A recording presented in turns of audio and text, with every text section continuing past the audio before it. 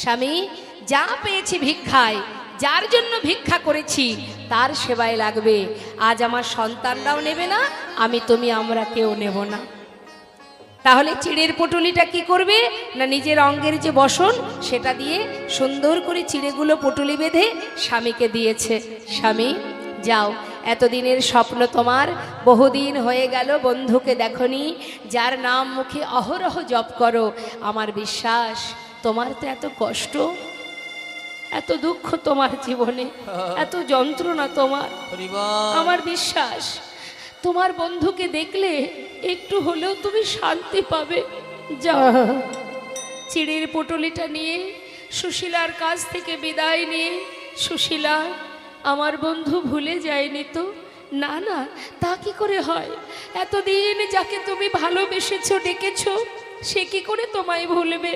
স্বামী আমার বিশ্বাস সে ঠিক তোমায় চিনতে পারবে। যাও। সুশীলাকে সন্তানদের গাছতলাতে রেখে চিড়ের পটুলিটা নিয়ে চললেন দ্বারকায়। সারা অঙ্গে একটা মাত্র বস্ত্র পরিধানে, রোদ ঝড় বৃষ্টির মধ্যে দিয়ে কানাইয়ের সঙ্গে দেখা করবে, বন্ধুর সঙ্গে দেখা করবে। বন্ধু তো সকলেরই আছে বন্ধু, কিন্তু বন্ধুর মতো বন্ধু কয়জন আছে? আজ চললেন মা জীবনের সবটুকু নিয়ে, জীবনের ভরসাটুকু নিয়ে, আশা নিয়ে, আর ভক্তের জন্য কিছু সেবার বস্তু নিয়ে যাচ্ছে, বন্ধুকে সেবা দেবে। যাচ্ছে পথে আর ডাকছে, একবার দেখা দে রে ভাই কানাইয়া,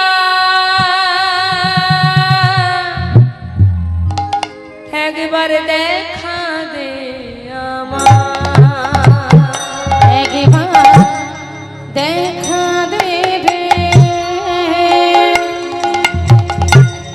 ভাই কানাইয়া, দেখা দে আমায়, একবার দেখা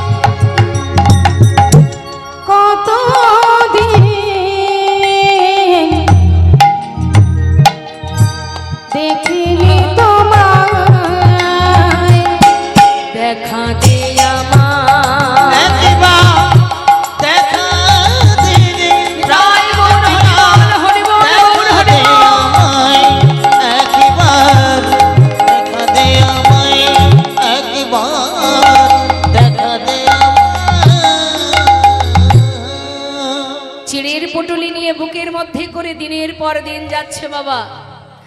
দেখা দে কানায়, দেখা দে বলতে বলতে যাচ্ছে। এদিকে দ্বারকায় বসে আছে ভগবান কৃষ্ণচন্দ্র, পাশে বসে আছে রূপকিনী সত্যভামা। জিজ্ঞাসা করছে, স্বামী তোমার ভক্তকে আর কত কষ্ট দেবে? এবার তো তুমি দেখা দাও, এত কষ্ট করে এত পথ হেঁটে একবার তো তুমি কৃপা করো।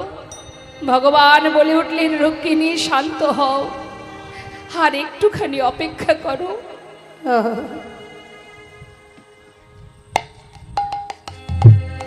নিতাই গৌর হরি হরি বল।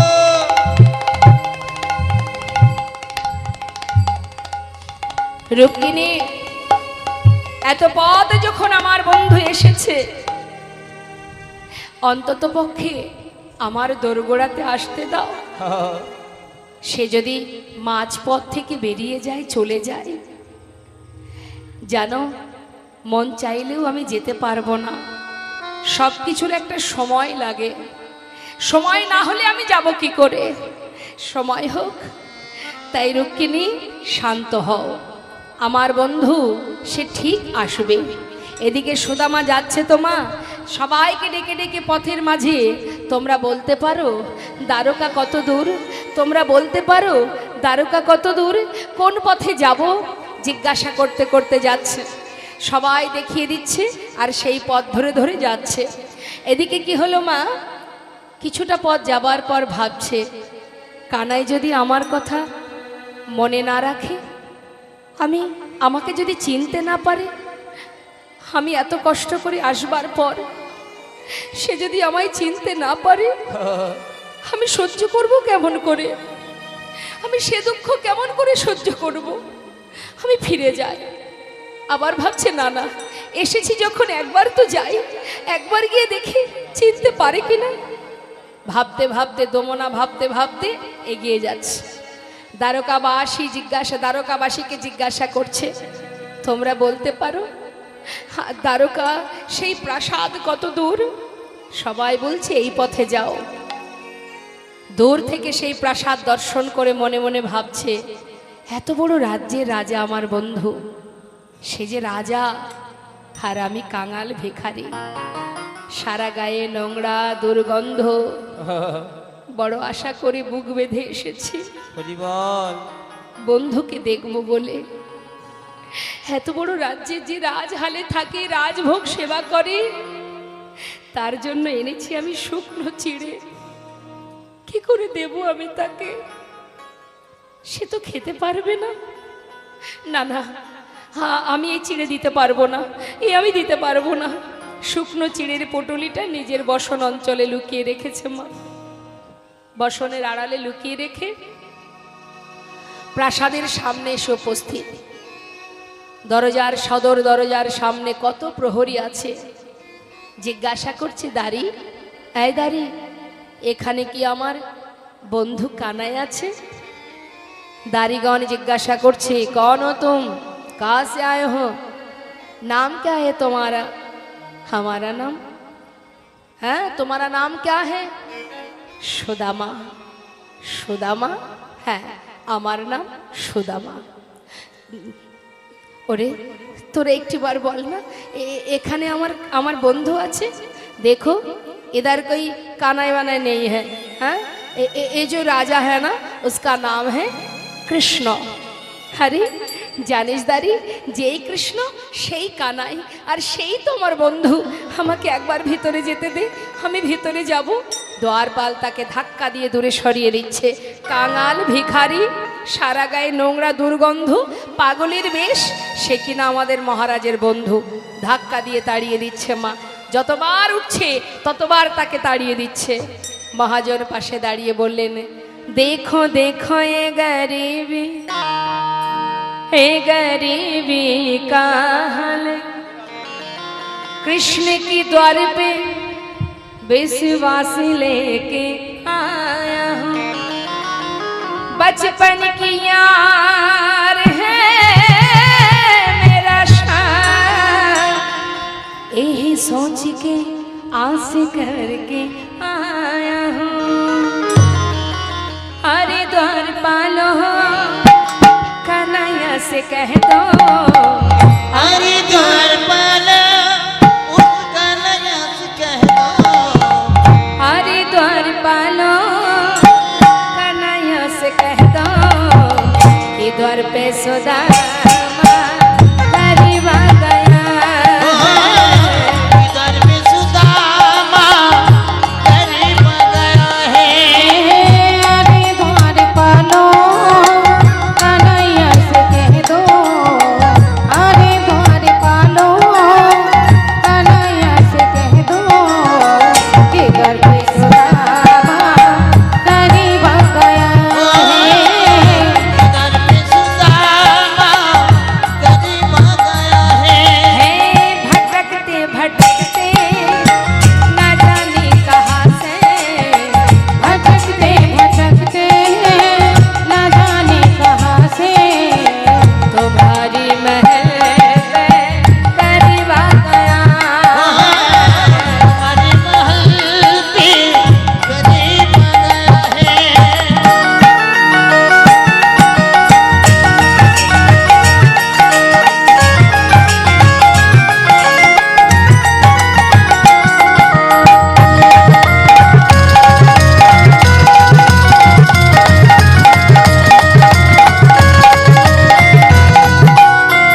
है सर पे न पगड़ी तन पे न जामा बता दो कन्हैया को नाम है सोना बता दो कन्हैया को नाम है सुदामा सर पे न पगड़ी तन पे न जामा बता दो कन्हैया को नाम है सोना बता दो कन्हैया को नाम है सुदामा न सर पे है पगड़ी न तन पे है जामा बता दो कन्हैया को नाम है सोना हर के न बकरी कभी पे न जमा बता दो कन्हैया को नाम है सुदामा बता दो कन्हैया को नाम है सुदामा एक बार जाके उस कन्हैया से कह दो एक बार जाके कन्हैया से कह दो तुम्हारी महल पे गरीब आ गया है।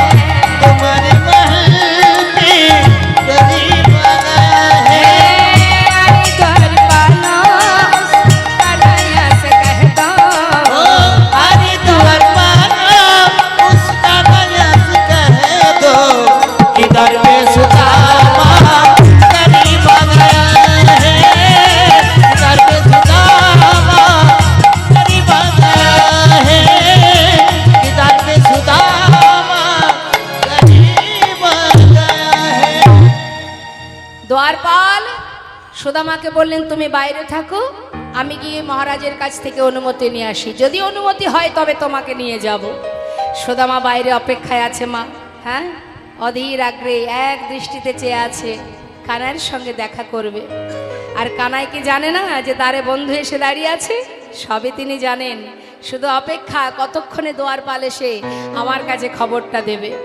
তাড়াতাড়ি করে স্নান করে শুদ্ধ বসন পরিধান করে সিংহাসনে বসে আছে আর এদিকে সমস্ত রুক্মিণী সত্যভামা তারা গোবিন্দকে রাজবেশ পরিধান করাচ্ছে সাজাচ্ছে মা হ্যাঁ মহাজন বললেন দেখো দেখো আজ আমার গোবিন্দ সাজছে হ্যাঁ তাই সাজছে কেমন ভাবে মহাজন বলছেন পদাবলিতে সাজ মহান তুমি সাজ সাজ মোহন তুমি সাজো সাজ মহান তুমি সাজ সাজ সাজো মোহন তুমি সাজো সাজ মহান তুমি সাজ সাজ সাজ সাজো মোহন তুমি সাজো সাজো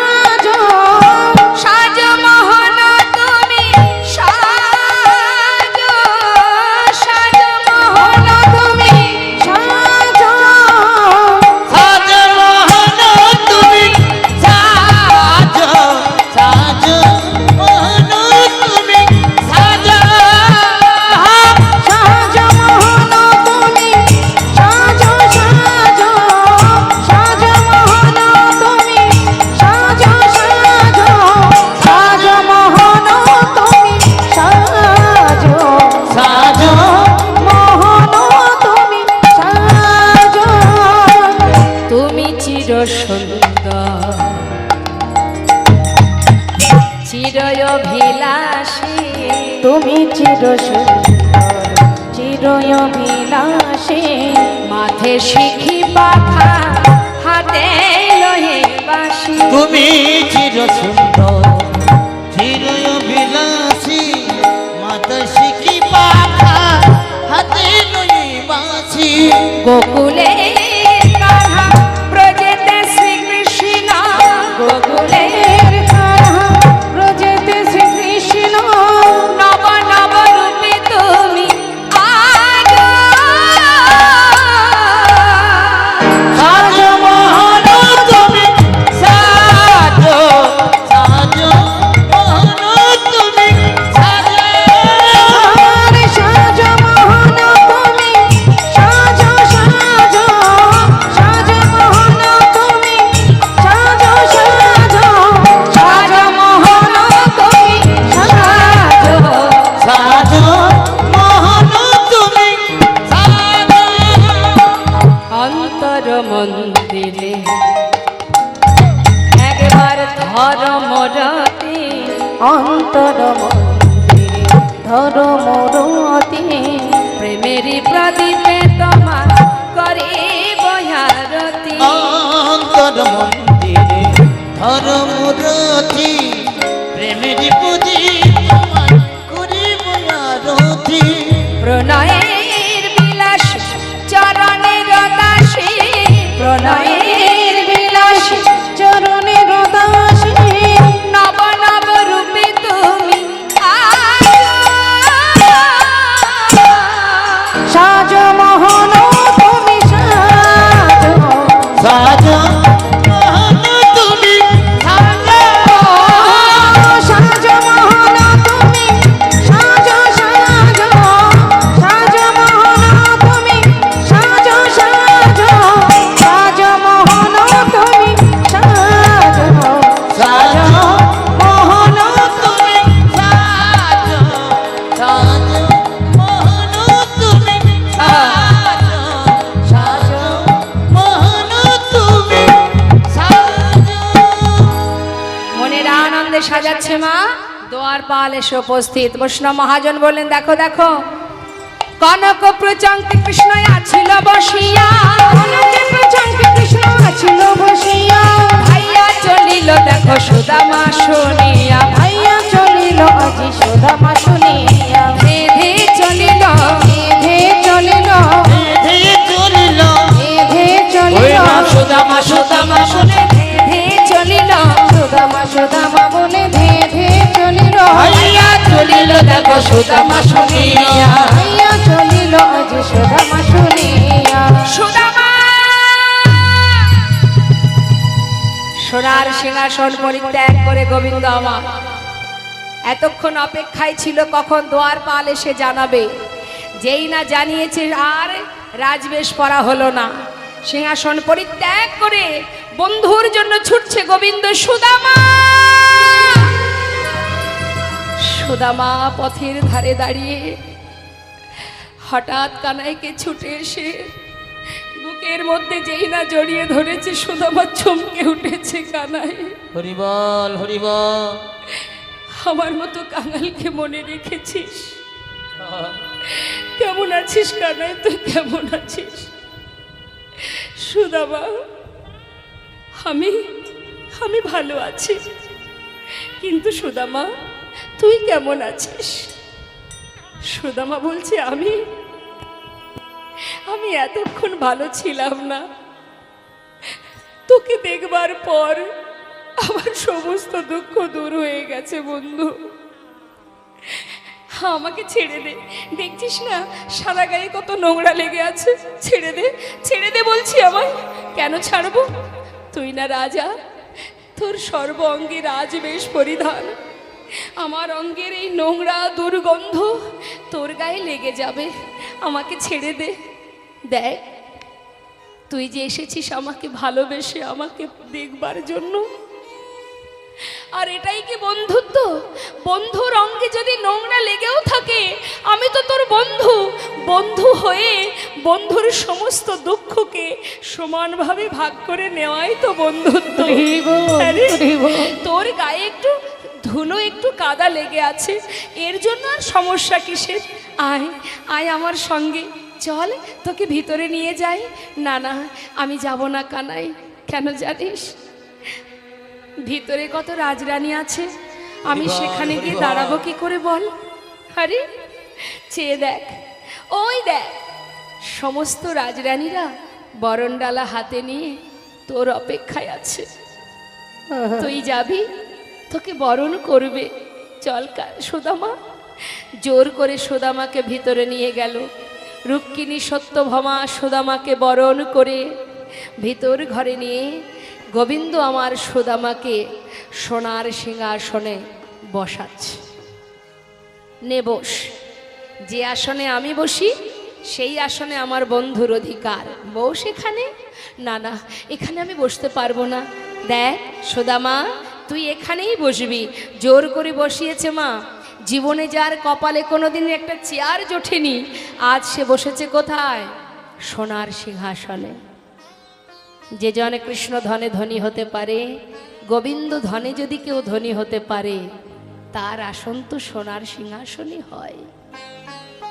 আর যে জন স্বাদের সংসার তৈরি করে, স্বাদের দোতলা চারতলা বাড়ি তৈরি করে মহাসুখে জীবন কাটায়, জীবনের শেষ মুহূর্ত তার জায়গা হয় তুলসী তলায়।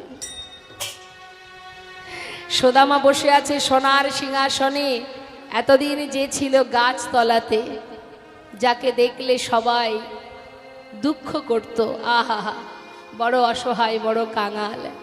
কিন্তু আমাদের জাগতিক দৃষ্টি দিয়ে আমরা দেখি, আমাদের সাধারণ দৃষ্টি দিয়ে আমরা অনুভব করি যে ও বড় অসহায়, ও বড় কাঙাল।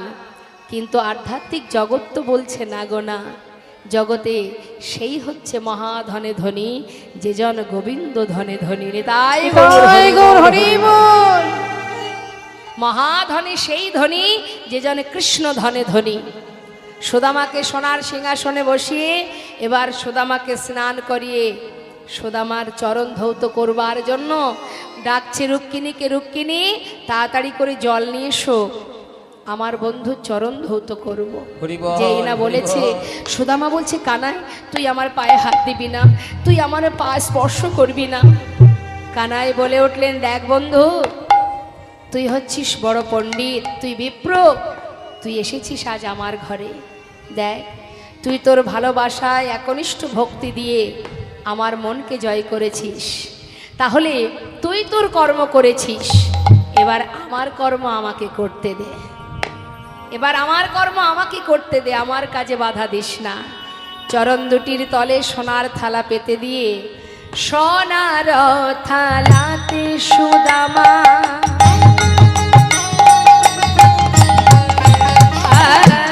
চরণ রাখিল। সোনার থালাতে সুদামা দেখো চরণ রাখিল। স্বর্ণ ভিকারের জল চরণেতে দিল। স্বর্ণ ভিখারি যার সুদামায়ের চরণে দিল। নয়ন জলে প্রভু আমার দেখো চরণ ধোয়ালো, জুড়ালো জুড়ালো বলে আনন্দ হইল। জুড়ালো জুড়ালো বলে আনন্দ হইল। আজি আনন্দ ধরে না, আজি আনন্দ ধরে না রে। ভক্তের যুগল চরণ সেবা করে আনন্দ ধরে না রে। হরি বল হরি বল। চরণ সেবা করে আনন্দ ধরে না রে। ওই না জুড়ালো জুড়ালো প্রাণ আনন্দ হইল।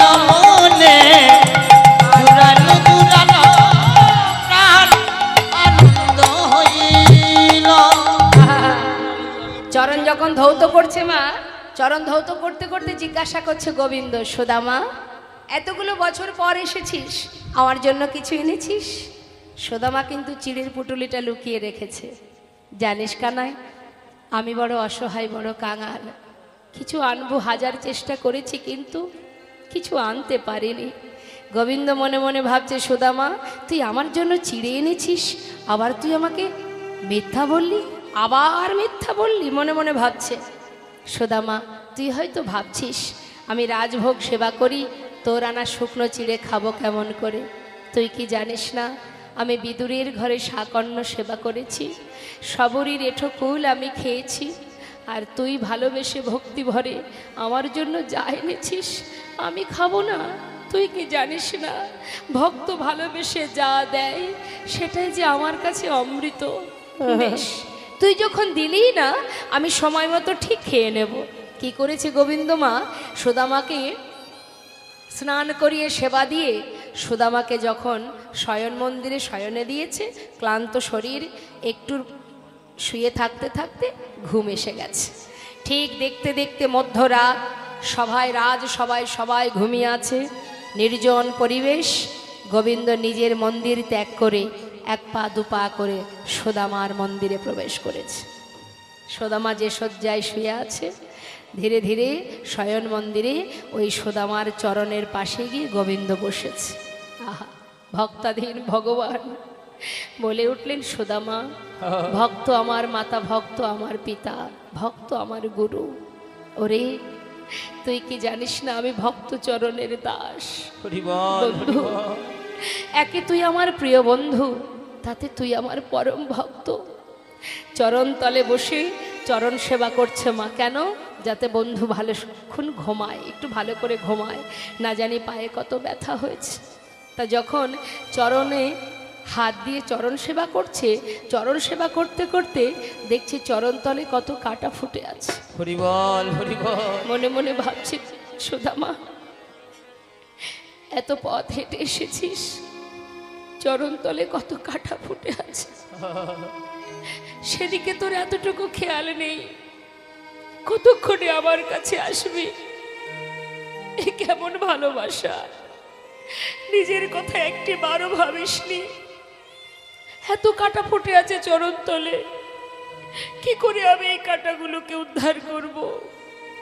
চরণের পাশে বসে একটা একটা করে কাটা পরিষ্কার করছে। কাটা পরিষ্কার করতে করতে একটা কাটা বেশ ভিতরে ঢুকে গেছে, কিছুতেই সেটাকে হাত দিয়ে বের করতে পারছে না। আবার চিন্তা করছে সুদামার যাতে ঘুমটা ভেঙে না যায়, সেদিকেও লক্ষ্য রাখতে হবে। ধীরে ধীরে চরণ তলে নিজের বদনটা রেখে সেই কাটাটি নিজের দাঁত দিয়ে কাটাটাকে ধরে জোর করে যেই না টেনে বের করেছে, সুদামার চমকে উঠেছে। লোকানো ছিল চিড়ের পুটুলি, বস্ত্রের তলায় ছিল লোকানো। সেই চিড়ের পুটুলিটা যেই না নিচে পড়ে গেছে, গোবিন্দ বলছে, সুদামা এর মধ্যে কি আছে? সুদামা বলছে, কানাই তুই ওটাকে ধরবি না, ওটা তুই ছুবি না, ছেড়ে দে, ওটা তুই খেতে পারবি না। খেতে পারবো না মানে? নিশ্চয় কিছু এনেছিলি, আবার আমাকে দিলি না। হ্যাঁ, দেখি তো কি আছে। পুটুলিটা খুলে দেখছে তার মধ্যে চিড়ে। হো, চিড়ে এনেছিস, ঠিক করেছিস। এই না হলে বন্ধু দেখ, সারাদিন এই ক্ষীর সর ননি মাখন খেতে খেতে আমার মুখে কোনো রুচিই নেই। এই যে তুই আমার জন্য চিড়ে এনেছিস, যাক আজ একটু চিড়েটা খেয়ে মুখে স্বাদটা পাল্টাবো। ঠিক করেছিস। যেই না মুখে দিতে যাবে মা, দেখছে চিড়েগুলো ভেজানো। ভিজে চিড়ে?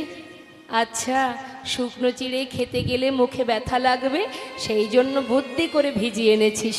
ঠিক করেছিস। এই না হলে বন্ধুত্ব। দাঁড়া দাঁড়া। সুদামা বলছে, কানাই আমি তো চিড়ে ভিজিয়ে আনিনি। তাহলে চিড়ে ভিজলো কি করে? জানি না কানাই, তবে আমার মনে হয় পথে আসতে আসতে তোর কথা ভাবতে ভাবতে আমার চোখের জলে চিড়ে ভিজে গিয়েছে আমার চোখে। তাই মোর হরি বল হরি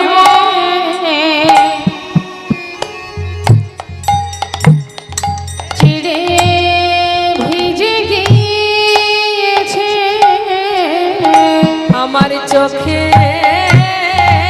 জলে চিড়ে ভিজে গিয়েছে,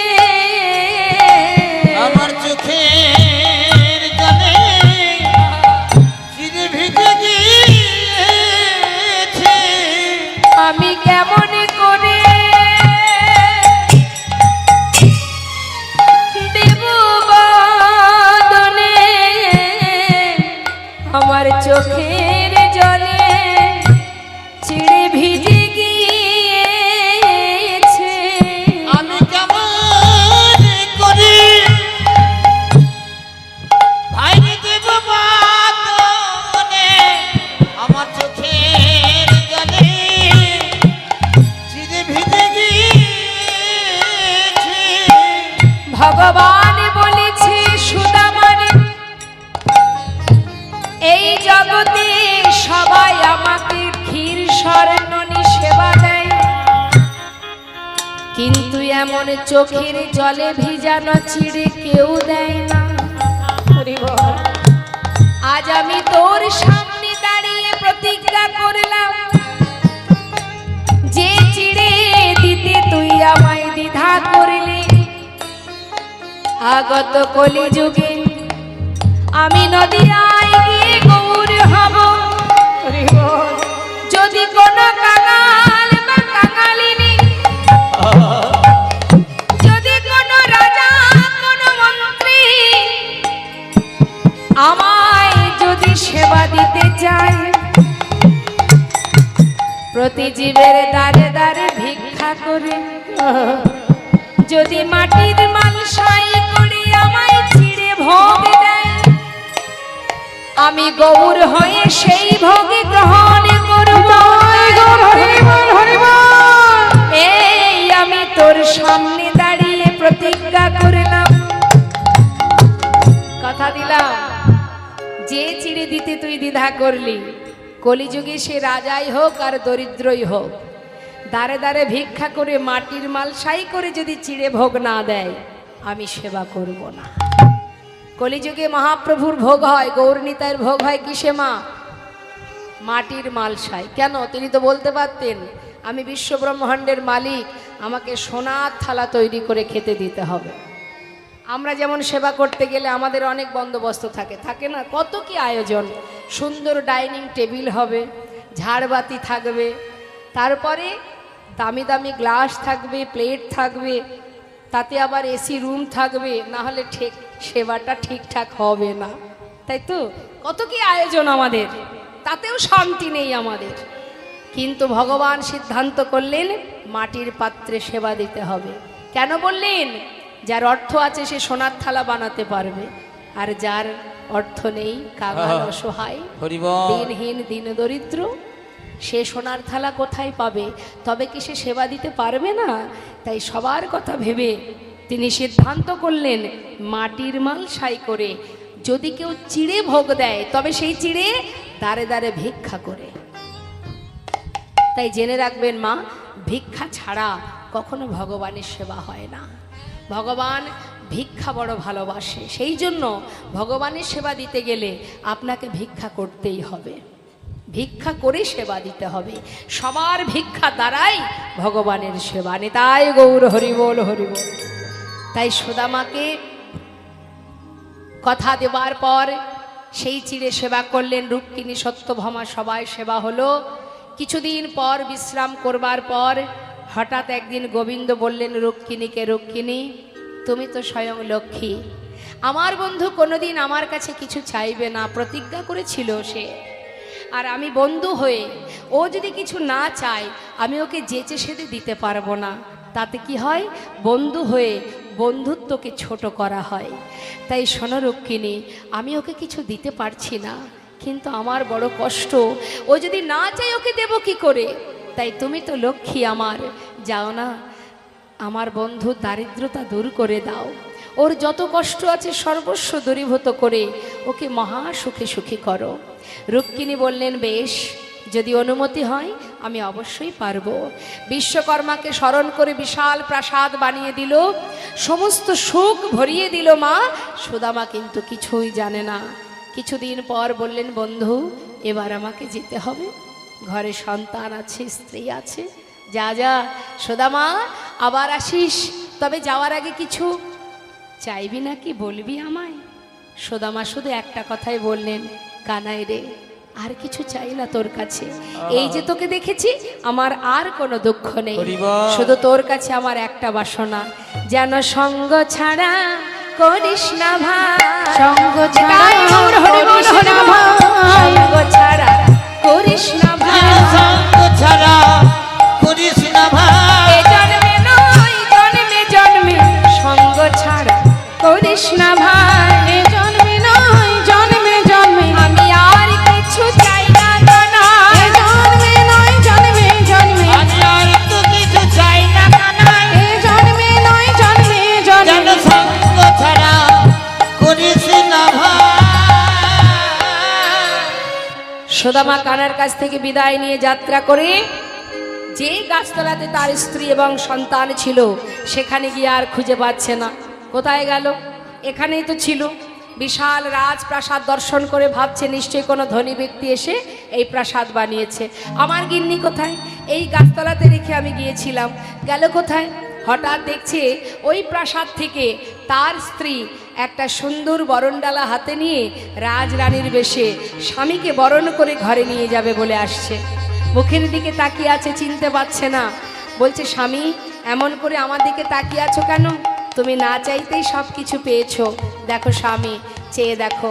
শুধু তাই নয় মা, যেদিন সুশীলার কাছে এসেছিলেন ভগবান বিশ্বকর্মা, তখন সুশীলা বলেছিলেন, শুধু আমাকে ধনী করো না। কেন জানো? যে গ্রামে আমি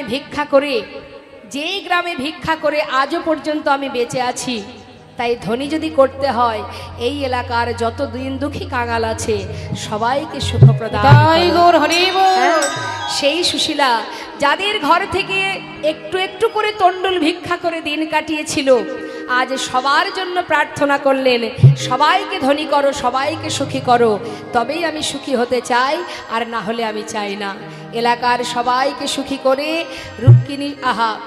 রুক্মিণী বিশ্বকর্মাকে নিয়ে প্রাসাদ বানিয়ে চলে যান। আজ সুদামাকে বললেন, স্বামী চলে এসো তুমি ভিতরে, দেখো তুমি না চাইতে সব পেয়েছো, তোমাকে সর্বসুখে সুখী করেছে। সুদামা সুশীলাকে নিয়ে নিজের ঘরে গিয়ে কৃষ্ণ সেবায় রত হলো, গোবিন্দ সেবা করতে আরম্ভ করলেন। রাধে কৃষ্ণ গোবিন্দ গোপাল রাধা রমন হরি হরি হরি বল। রাধে কৃষ্ণ গোবিন্দ গোপাল বল বল, রাধার মন হরি হরি হরি বল।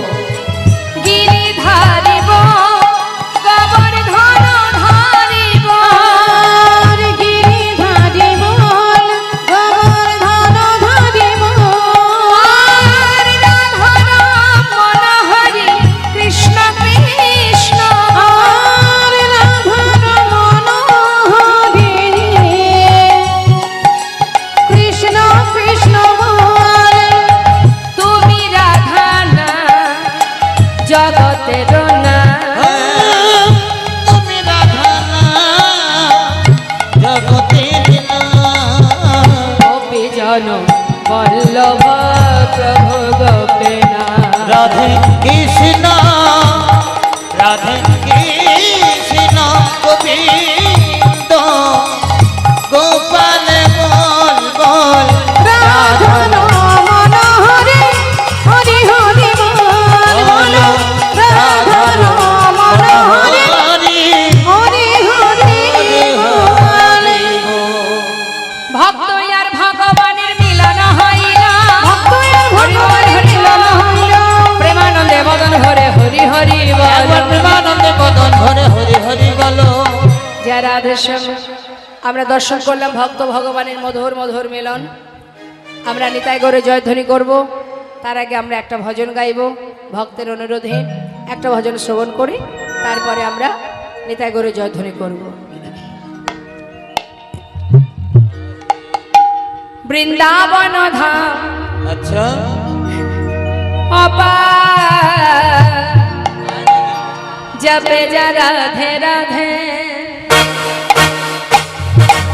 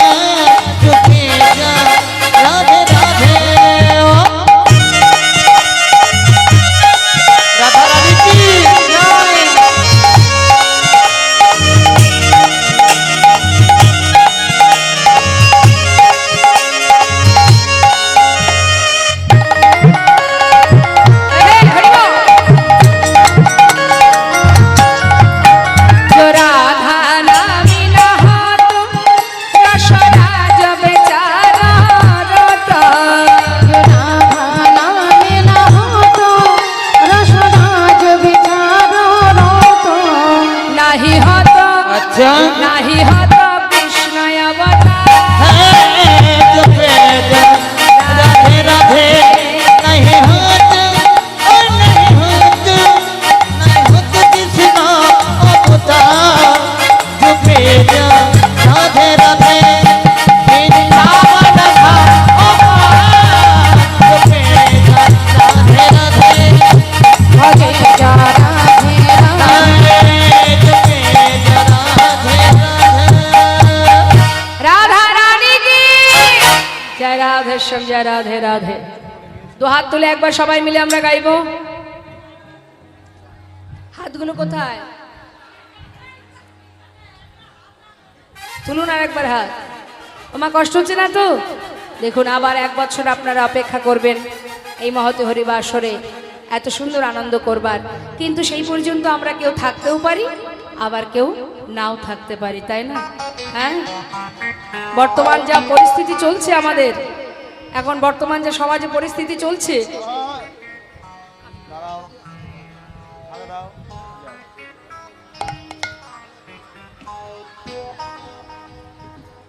তো এই আছি একটু পরে তো নাও থাকতে পারি চলুন যাই যত সময় দেহে প্রাণ আছে সবাই মিলে একবার প্রেম প্রাণ ভরে কৃষ্ণ নাম একবার একটি কৃষ্ণের ভজন গাইবো।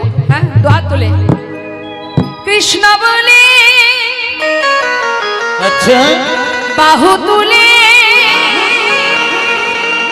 এসো না ভাই হরি বলে।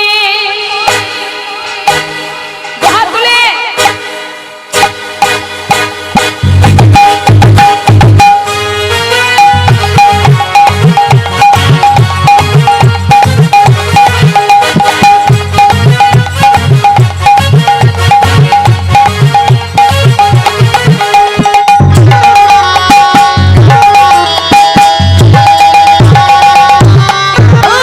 কৃষ্ণ বলে বাহু তুলে এসো না ভাই হরি বলে। কৃষ্ণ বলে বাহু তুলে এসো না ভাই হরি বলে। কৃষ্ণ বলে বাহু তুলে এসো না ভাই হরি বলে। এ নামে নাই কোনো ভয়, এ নামে আছে শুধু জয়। এ নামে নেই কোনো ভয়, এ নামে আছে শুধু জয়। আর বদন ভরে এই নামে গাও, বদন ভরে এই নামে গাও, বদন ভরে এই নামে গাও। বদন ভরে এই নামে গাও। বলো না কৃষ্ণ কৃষ্ণ নাম। কৃষ্ণ বলে বাহু তুলে এসো না ভাই হরি বলে।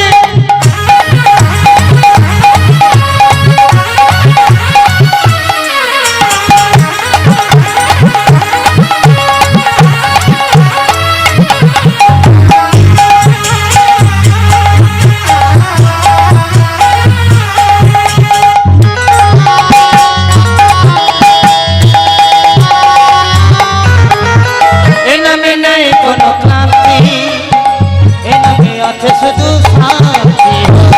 এ নামে নাই কোনো ক্লান্তি, এ নামে আছে শুধু শান্তি। বদন ভরে এই নামে গাও, বদন ভরে এই নামে গাও। বলো না কৃষ্ণ কৃষ্ণ নাম। কৃষ্ণ বলে তুলে এসো না ভাই হরি বলে। সবাই মিলে দুটি বাহু তুলে সবাই একবার বলবেন হরি বল হরি বল হরি বল।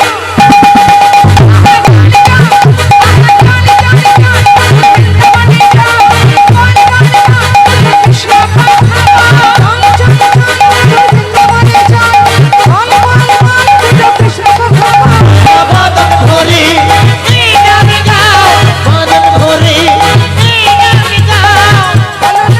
কৃষ্ণ